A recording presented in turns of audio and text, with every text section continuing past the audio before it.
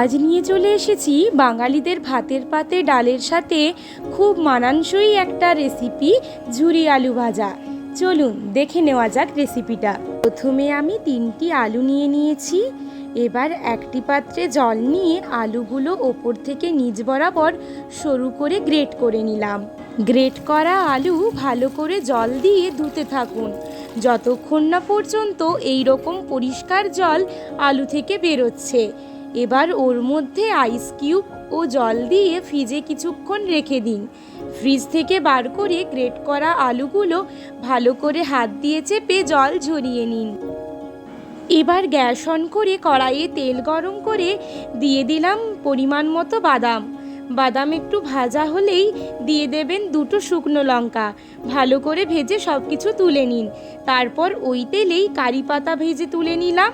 এবার গ্রেট করে রাখা আলু একটু একটু দিয়ে ভালো করে মুচমুচে করে ভেজে তুলে নিতে হবে। দেখুন আলু কতটা মুচমুচে ভাজা হয়েছে। এরপর সব কিছু মিশিয়ে ওপর থেকে স্বাদমতো নুন ও পরিমাণ মতো গোলমরিচের গুঁড়ো দিয়ে পরিবেশন করুন মুচমুচে ঝুরি আলু ভাজা।